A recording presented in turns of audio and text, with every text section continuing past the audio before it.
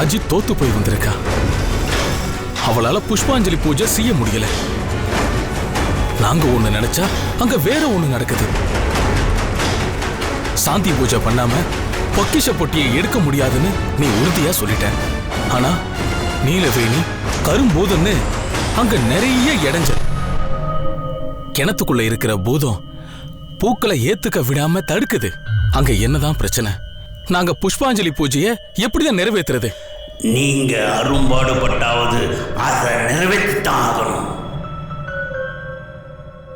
பொக்கிஷ பெட்டிங்கிறது நான் ஏற்கனவே சொன்னபடி அது குபேரனுடைய அம்சம். யாருக்குமே கிடைக்காத ஒரு அரிய வரம். அதை அடையணும்னா பல தியாகங்களை நீங்க செஞ்சுதான் ஆகணும். அதுக்கு நாங்க தயாரா இருந்தோம், நினைச்சது நடக்கலையே. ராஜியால முடியல, அவ தோத்து போயில வந்திருக்கா. அதை நீ தோல்வியா நினைக்காத. ராஜி முயற்சி பண்ணியிருக்கா. அது வெற்றிக்கான அஸ்திவாரம். அஸ்திவாரமே வீடாகாது. நீங்க அடைய நினைக்கிறது விலமதிப்பில்லாத ஒரு பொக்கிஷம். அரிதிலும் அரிதான ஒரு பொருளை அடையணும்னா அதுக்கான முயற்சி அதை விட கடுமையாயிருக்கும். முதல் முயற்சி தோல்வியில முடிஞ்சாலும் அதோட முடிவு உங்களுக்கு சாதகமா அமையும். எங்களோட எதிர்பார்ப்பும் அதுதான் மார்த்தாண்டா. ஆனா அந்த பூதம் ஒரு பெரிய இடைஞ்சலா இருக்கே. அந்த பூதத்தை மீறி சாந்தி பூஜை எப்படி நிறைவேற்றுறது?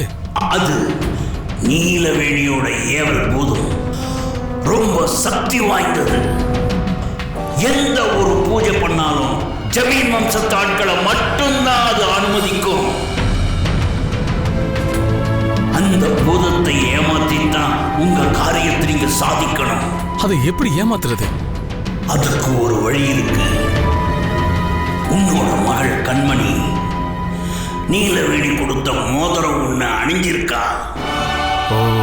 அது எப்படியாவது ராஜி கைக்கு கிடைக்கணும்.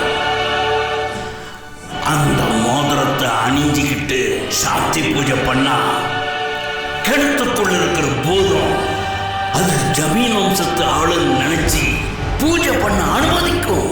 ஆனா கண்மணி இப்ப எங்களுக்கு எதிரா இருக்காளே. அவளுக்கு அப்பாங்கிற மரியாதையே கிடையாது. நான் போய் மோதிரத்தை கேட்டா அவ தரமாட்டாளே. அவ கேட்டா தரமாட்டா. ஆனா தந்திரம் பண்ணி அந்த மோதிரத்தை அவகிட்ட இருந்து வாங்கிடலாம். நீலவேணியோட மோதிரம் ராஜிக்கு கிடைக்க நானே ஏற்பாடு பண்றேன். அப்படி ஏதாவது பண்ணு மார்த்தாண்டா. அந்த மோதிரம் மட்டும் கிடைச்சிட்டா சாந்தி பூஜையை வில்லங்க இல்லாம முடிச்சிடலாமே. பூஜை முடிஞ்சிடும். ஆனாலும் நீங்க பொக்கிஷ பெட்டியை எடுக்கணும்னா அதுல வேறொரு இடைஞ்சலும் இருக்கு. அதுல வேற என்ன பிரச்சனை? நீலவேணியோட அம்மா நாகவல்லியும் உங்களை போலவே பொக்கிஷ பெட்டியை எடுக்கிறதுக்காக முயற்சி பண்ணிக்கிட்டு இருக்கா. அதுக்காக குலதெய்வ கோயில்ல ஒரு பூஜை செய்ய போறா. அந்த பூஜை வெற்றிகரமா முடிஞ்சிட்டா பொக்கிஷ பெட்டி அவவசமாயிடும். அது எப்படியா தடுக்கணும் மார்த்தாண்டன்? எப்பாடுபட்டாவது தடுக்கணும். பொக்கிஷ பெட்டிய அந்த நாகவழி எடுத்துட்டானா நாங்க இவ்வளவு தூரம் கஷ்டப்பட்டதுக்கு பலனே இல்லாம போயிடும். பிரச்சனை அதோட முடியாது.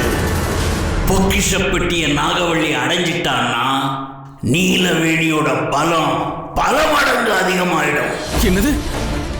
அதுக்கப்புறம் அவளை அடக்கவே முடியாது. ரொம்ப மூர்க்கமாயிடுவா. சிச்சு, ஏற்கனவே சபதம் பண்ணபடி அவ உங்க வம்சத்தை வாரிசை எல்லாம் அழிச்சிடுவா. இது நடக்காம இருக்கணும்னா நாகவள்ளி செய்ய போற பூஜையை தடுக்கணும். நிரந்தரமா தடுக்கணும். அதனால நடக்க போற பூஜையை நாசம் பண்ணி நாகவள்ளியை நிரந்தரமா கொன்னுடுங்க. உங்களோட எதிர்காலம் நாகவள்ளியோட மரணத்துல தான் இருக்கு. அவளை கொன்னுடுங்க.